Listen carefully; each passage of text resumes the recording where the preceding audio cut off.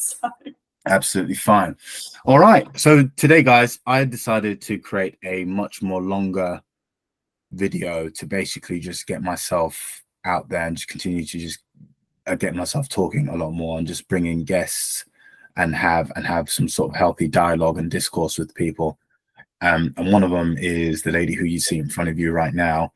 Well, who you will see when she starts talking, called Chloe. Chloe has an interesting story. She I like to associate myself with people who are aware of their previous shortcomings, but are not afraid to kind of to be fearless in their approach to push themselves forward. And that's actually part of what this conversation is about. It's really about how you champion yourself as the winner, regardless of what circumstance that you find yourself in. And that's really what my company and my brand is really all about. It's all about inspiring confidence, inspiring, bringing out the fire within you that was already within you from childhood. But ultimately, yes, it can be epitomized through wealth. It can be epitomized through luxury branding.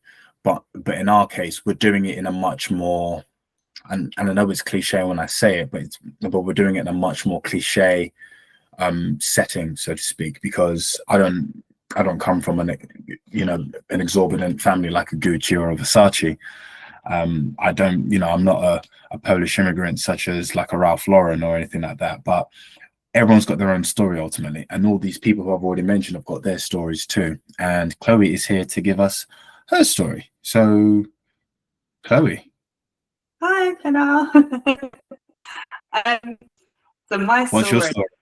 So my story is, according to the therapist that I've seen over the years, a sad one. But I don't look at it as sad. I look at it as it got me to where I am today. So I'm a qualified RTT therapist. I'm a hypnotherapist. What does RTT stand for? Rapid transformational therapy. So I went through a really hard time about 2 years ago. I lost my brother. He passed away at the age of 26. And I was in an abusive domestic violent relationship. And really, I could only leave the house to go to work. To leave the house to go anywhere else, it was a struggle. I just had no motivation. I was scared. And I sat on my bathroom floor and I had a bottle of vodka and I had pills and I'd had enough. I was like, I'm done.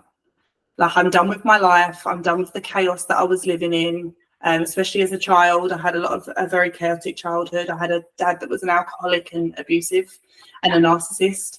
And I know that word likes to get chucked around a lot recently, but he was a narcissist. And I'd had enough, and I did actually have my phone with me. And as I was like, right, this is the end. I've had enough. A friend of mine called, and I broke down on the phone to her, and I said, I'm done. I can't do this anymore. She said, like, Chloe, you just need to talk to someone. Like, I was like, I've done that. I've done the therapy. I've done this. Like, this is eating away at me. This is destroying my life. I don't know what to do. And she said, have you ever heard of RTT therapy? And I went, what is that? And she said, do you trust me? And I said, yeah, I do trust you. Trusted her with my life. Trust me, I'm going to get you in contact with this RTT therapist. So she did. I spoke to this woman. I bucked up the courage to get in my car and actually drive to her. Luckily, she was only around the corner from where I lived, so I didn't have to go too far. And I had my first RTT session. It's all to do with my anxiety and why it was so bad. And I had one. I listened to the recording like she told me to for 21 days. And I've never really had that severe anxiety ever since. And that was from one session. And I sat there, and I don't put down other therapies like counselling or life coaching because I think they can help in certain situations. But once that worked for me, and I was like, wow, my life is changing. I became stronger. I felt more powerful. I was able to leave an abusive relationship. I was able to come home to my mum. I was able to tell my friends and talk. I was like, I'm going to study in this. Like, I'm going to do this. If this saved me and I can save others and put that out there, like, I'm going to do it. And everyone said to me, like, the course is a year, but you can extend it. And even the lady, when I had my interview to have the course, she went, you know, we can extend it. And I said, no. I said, I'm doing this in a year. She said, it's okay if you don't. Most people don't. And I said, no, I'm doing this in a year. And I did it 3 days. I done my final assessment, my final like interview, doing RTT on someone 3 days before that year was up. Because I said, I'm going to do it. And nothing was standing in my way, and it didn't. And I qualified and I cried. Oh, I did it. I actually did it. And now there's a bit of a story about how you actually paid for the course. Yeah. Well, I like this one. Yeah. So unfortunately, just over a week ago, my nan passed away. But my nan was a strange lady. She was old school. She believed that, you know, if you wanted something, you had to work for it. She was never going to give you a penny to ever help you. And when I found out how much this course was, I was like, oh, I don't have that much money in my bank account to just pay that up. And I rang my mum and I was like, Mum, what am I going to do? Like, I need to do this. Like, there's every part of my being saying I need to do this. And she said, oh, you know, Chloe, I wish I could help you. I just don't have that kind of money sitting there to give you. Why don't you call your grandma? I was like, that woman is not going to give me a penny. Like, I've known her my whole life. She's not parting with a penny. She was like, just try, like, you never know. And I bucked up the courage. It took me 3 days to make that call. So I was like, I know the answer. The answer's going to be no. Like, she'll watch you suffer before she gives you a penny. So anyway, I thought, you know what? Don't ask, don't get. So I rang her, prepared for this no.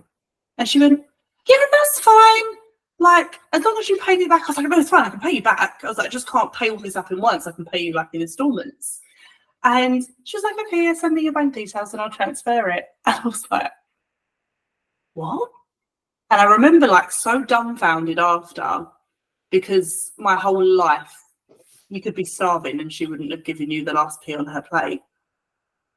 But she done that. And I called my mum and I was like, you're never going to guess what? Like, you're not going to believe this. She actually gave me the money to start my RTT journey. And still to this day, I'll thank her every day for what she done for me, because with that, I get to help loads of people get over their issues. Do you think that was just the fact that your grandma went out of her way, even when you least expected it? Do you think that was a good sign that this was actually the real? I was like, I had this was the sign from the universe that was like, this is your journey. You have to do this. Because trust me, I've watched people beg for more and never get it from her. I asked for something less, but I didn't know if it was like she just believed in me, she trusted me. I'm not really too sure what the reasoning was, but it was like, you've been given this gift. Like, you take it, you run with it, and you don't stop. Right. Until you, to me, it's till I die. I'll help people till the day I die. That's amazing. Shout out to your grandma. Oh, 100%. She's definitely up there looking down on me now, pushing me into all different avenues. Excellent. So you do RTT therapy. Is there anything else that you kind of offer with? Yeah, so I offer life coaching, because unfortunately with RTT, there's certain things that, so you can't help someone that has bipolar, and you can't really help with PTSD. They're more complex with the mind, and there's still research going into it, and they just advise to not like do that on someone who has them struggles. So I offer life coaching as well. Because sometimes issues don't have to tend to be from the past. They don't have to be a big issue. It might just be like, I really want to get my business from this point to this point, and I'm just really struggling because I'm doing it on my own. So it's like life coaching and also accountability. So I say to a lot of my clients, okay, I'm going to give you this to do. We're going to see each other next week. So like, this is your homework. This is going to level you up, but you have to be accountable to me at this time next week. And I'm not going to be really impressed if you can't do that, because you're telling me you want this. You're telling me you'll do anything for this. So if you can't do this, then you don't want it that bad. Right. And I have that with a lot of my clients, whether it be for business, sometimes it's relationships, people struggling in their marriages. And communication is a big thing, I think, for the whole world, to be perfectly honest, is, everything we are is learned behaviour. And if we come from parents or single parent family or get brought up by grandparents, aunts, sometimes we don't know how to communicate because, they're adults, they've got their own issues going on. They might jump down our throats when we're kids, and we might irritate them because they're stressed with work. And then we grow up thinking, okay, well, that's how we communicate our emotions. Right. And then we get that into our romantic relationships. And it's all about learning to take a step back and saying, okay, well, I swore at my girlfriend the other day, or, I had to go at my husband because he said he was going to be home at 7 o'clock for dinner and he didn't walk through the door till 8 o'clock. And I've been working in the kitchen cooking this. And it's like validating someone's feelings, but saying, okay, well, you're right in what you're saying, but your delivery is wrong. How can we work on your delivery for you to communicate and have a successful relationship? Because unfortunately, I think in 2024, we're all quick to walk away from things. I mean, there's some things, don't get me wrong, that we do have to walk away from, but it's the little things that we can work on and learn to communicate and get that love and romance back. Do you think that you've applied some, if not all, of some of the things that you learned from other people into your own life as well, or do you kind of just, yeah? I'm perfect, and I will not sit here and say that I am perfect, because I think we will learn up until the day we die about who we are and certain things, and life puts us in different situations. So I call the subconscious mind the chimp. I don't know if you've read The Chimp Paradox, or anyone out there that's ever read The Chimp Paradox. I highly recommend to read it. I've got quite good control over my chimp, but sometimes, the most recent time, that chimp came out and it took control. And as quick as I reacted, instead of rolling with that for days on end, I was able to pull it back quite quickly, quicker than what I used to be able to. And I'm very honest with my clients. I say, don't look at me like I'm perfect. I'm nowhere near perfect. I'm still learning. I watch TikToks all the time. I watch, Jay Shetty so much, Stephen Bartlett so much. I listen to their guests and what they've gone through, and I try and implement that into my life as best as I can. But again, not perfect, so we'll still make mistakes. Right. But it's holding your hands up and saying, I shouldn't have done that. I could have handled that differently. Instead of going, well, this person done this and this person done that. No. It's not anyone's fault how you react. It's your own fault. So if you don't like how you reacted, let's pause. Let's not look at the other person, and let's look at inside as to why we reacted like that. Favorite question on the planet, why? Yeah. That is true. That is very, very true. What is the mission then for the Circle Therapy then, TCT? What's like the mission? What's like, so you are where you are now then. Mm-hmm. Where does TCT want to be right now in the future? TCT wants to be out there, wants to be known for anyone and everyone. So I make my prices very affordable because not everyone is rich. Not everyone can afford therapy, life coaching. I remember when I first started out looking for life coaching, and people were like, oh, I charge £90 a session. I'm not broke, but I also don't have 90 quid spare for that. So I put my life coaching as 30, because I'm like, I can cater to all. I can cater to the rich, but I can also cater to the Joe Bloggs down the road who's doing a normal job and can spare that 30 quid once a week, once every 2 weeks, or once a month. And I think I'd like to be potentially on a stage one day with a massive audience. have my own podcast one day and have my own guests. Okay. And just like really like get to the world to realize like I'm just a normal person. I grew up in East London. I grew up in a very dysfunctional family, very dysfunctional, but I still made it. So if I can do it, and it's why I tell every single one of my clients, I'm like, this is my story. This is what I went through, but I'm still sitting here today. So if I can do it, there's no reason why you can't do it. Right. I don't want to give false hope and say it's going to be easy. It's not. The times I cried myself to sleep, the times where I thought that life just wasn't worth living, I didn't feel good enough. I didn't feel like I'd ever be somebody, anyone would take me seriously, mainly because of the relationships I've been in my life, because I've always met my father one way or another, other than one man. One man wasn't my father, and I self-sabotaged that relationship, which I've learned about myself now. And funny enough, we still talk and we're still friends. There you go. Yeah. But yeah, it's just saying, like, to put it bluntly and to put it frank, I fucked up. I made loads of fuck ups in my life, but I didn't let them define me and be like, okay, well, I got arrested for drink driving. I abused a police officer. I used to steal my mum's car and go and smoke weed in it. I didn't do well in school. That wasn't going to define me. Just because I made them mistakes didn't mean that that was going to be me for the rest of my life.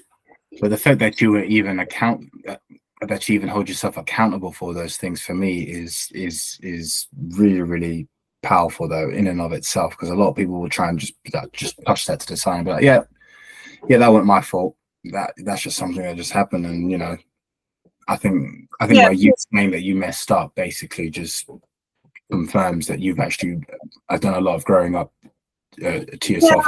Yeah. I had to. I lost my dad 5 years ago. He died, and when he died, I held on to a lot of anger towards my dad throughout my whole life. I think not doing well in school, being arrested, doing really stupid things. It was a tension, I guess. It was anger. I was fed up. I didn't think I was worth anything because the way my dad had made me feel. So I thought, fuck it, who cares? I act like a fool. Got nothing to lose. I've lost my dad. So, and then the day he died, I will never forget it. It will live in my memory forever. I didn't carry that weight anymore. That hatred left, because in my head I thought, how can I hate you? You're dead. To put it bluntly, you're dead. If I want to sit here and hate you, who doesn't walk this earth anymore, that actually doesn't affect you. And my cousin is the best human being on the planet. She told me something that's lived with me forever. She said, hating someone only affects you, doesn't affect them. They're still getting up every day. They're still getting on with their life. They're still going to work and enjoying themselves, but you're sitting there in your hatred. That's only affecting you. And it's just something, because I used to work in a school before I became a therapist. I used to work in a secondary school, and I used to tell my kids, don't ask me where I read it, I can't remember. If every minute was worth £10 and you wasted 10 minutes thinking about someone you didn't like, thinking about a situation you hated, would you give that person £100? No. So why are you giving them 10 minutes of your energy? Because energy is worth much more than money. And now you make a fool out of me, you upset me, you try to hurt me, you think I waste a minute of my day thinking of you? Nah, because I wouldn't even give you £1. And that's how I actually live my life, by that rule. Very, very good. I like that. That's really, really good. Moving swiftly on then just to kind of give everyone a good flavor of who you are then. So what is, I know we've kind of already touched on it, but what is like next then for your, what do you, okay, so I know you haven't mentioned it. I know you do hypnotherapy as well. So what's the process for that? Because I've received one of your treatments and I was really good. I've given you a 5-star review on that. Thank you. So what is the process for the hypnotherapy, and talk about the subconscious mind, how important that is, and how hypnotherapy, how you apply hypnotherapy to your clients. So with RTT, the thing is not a lot of people know what it is. When I say to people, do you want RTT? I mean, you found me for another client that I had. Otherwise, you would never have heard of it. You would never have, known about it. And it's just about getting the message out there about what RTT is, how can it help you? And what it is counselling and hypnosis. So the process is I have a conversation with you as I ask what your problem is, what your symptoms, your triggers, your habits are, what your childhood was like. And then it goes to the best part. It's my favourite part of the whole process. And it's, what do you want? What do you want? Well, I want to be more confident. I want to be able to wake up every day and feel like I'm enough. I want to, not cry every day. And everyone mainly writes down quite negative things. Like, I don't want to cry every day. I, don't want to be fat anymore. I don't want to be scared of talking to a group of loads of people in a room. And then I say, what does your life look like without the problem? And that's the bit that gets me, because you start being an artist and you start to paint this picture of this dream life. And I say to people, I don't care what it is. I don't care if it matters to me. It doesn't have to matter to me, but it has to come from you, within you. If I could tell you to dream your best life without this problem, I want you to give me colours. I want you to give me emotion. I want you to give me a day in the life of what that looks like to you. And then you go on about your day. And I get to do the best part ever. And I get to create that recording with all the amazing things that you've said. So then I get you back for your session, and I will put you under hypnosis and take you back to 3 to 4 scenes of why you have your issue. And everyone goes to me, I'm not going to be able to see that. And I'm like, oh, trust me, you have no idea. And you know yourself that it's like a movie going on in your head that you never thought you could imagine. And then depending on what happens, I have different tools that I use to help sort of fight that issue and remove it and eradicate it from your life. And then we do the recording. That's about 10 to 15 minutes long. And then it's down to you as the client to go off for 21 days. And I always say to people, listening before bed is probably the best. A lot of people say they fall asleep to it, which is absolutely fine. And you listen to it for 21 days, because that's all it takes for your brain to rewire itself to a new belief. So, for example, I had a friend who, broke up with her partner. She was devastated, and it was just before Christmas. And I said to her, by Boxing Day, you're going to feel absolutely fine. No, I'm not. I said, no, you are. I said, trust me, it'll be 21 days by then. But I've been with him for years and blah, blah, blah. I said, you are going to feel fine by Boxing Day. And she wouldn't have it. She slammed her foot down. That's not going to happen. She called me on Christmas Day. And she went, I feel all right today. That was 20 days. I feel all right today. I said, do you? She's like, yeah. I feel really good. I was like, okay. She was like, didn't even get to Boxing Day and I feel all right. I was like, okay. There you go. So when we sit there, when we, for example, a breakup, we are what we tell ourselves. I'm going to die without this person. My life's not going to be the same without this person. I'm going to cry all day and feel heartbroken. Of course you are. You're telling yourself you're going to feel like that.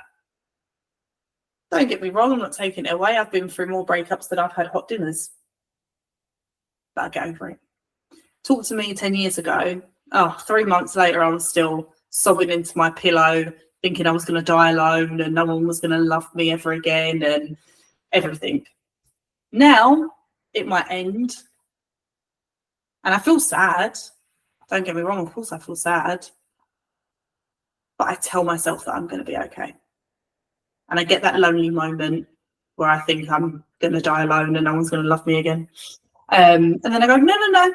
Because that chimp's deciding to, he's deciding to crop up, and he's doing it to protect me because, I'm not Psychic Sally and someone might not ever love me again or want to be with me. So he comes in and goes, right, I'm going to tell you that, because then if you don't meet anyone, you're prepared. You're prepared, you're not going to hurt. So I get, with my logical brain, I go, I get why you're doing it. Have them conversations with my subconscious mind. And I say, I get why you're saying this. You want to protect me. But I'm okay, I'm safe. I'm safe. Or when it goes, you're feeling really lonely at the moment. No, I'm not. I want to feel lonely for this 10 seconds. But actually, I've got loads of people, and I start to list every single person that's in my life that's helped me. You was in my list the other day. I was like, but I have Arkenna. And we had a great conversation. And we spoke, and actually he asked me some really cool questions that made me think, now I'm kind of reevaluating my life here. So I might be the therapist, but I never will deny that I still learn from other people. Good. For me, I always like to say that the true masters are still students. Mm-hmm. Yeah. And no one's ever the finished article. No one's ever the finished article. Right. Well, I think the real winners are the ones who stay in the learning phase. Like, you're always learning from other people all the time, regardless of how old or how young you are anyway. So what's next then? So you've got your list of clients, myself included. What is next? What's the next stage then for the circle therapy? I think my next stage is to again challenge myself and get on TikTok and tell people what RTT is. I would like down the line to interview my own clients. So the clients that I do have, after they've done their session, after they've done their 21 days, is to then record and sit down with them, with their permission, of course, say, okay, well, what was your experience? Now, how do you feel? Tell me what you felt like a month ago to tell me what you feel like today. And to put that out there so I can reach anyone in the world. I've had clients from Sweden, France. I'd like to hit Australia. I just want to, anyone that needs the help, I'm here. And I'm affordable. And I always will be affordable. And it's, for me, it's a money makes the world go round. I've got bills to pay. But helping someone means so much more to me than money. Some people are run by money. Some people are, they measure success on what's in their bank account. I measure success in when I get that message from that client who says, oh my God, I wasn't able to do this, but I did this. That means more to me than anything in the world. Amazing. So with all that said, then where can people contact you right now then, if they wanted to find out a little bit more about you, or if they wanted to get a potential session with you? So they can contact me on my Instagram, which is @circle_therapy, and just DM me. You want to know, my reviews are on there from all my clients that have messaged me. So I put their reviews on my Instagram, and then hopefully start seeing me doing some lives, and start seeing me doing some TikToks. That mainly is my Instagram. Contact me on my Instagram. Excellent. Lovely. All right then. With that then said, thank you for your time, Chloe, and we will talk again soon. Take care. Amazing. You too.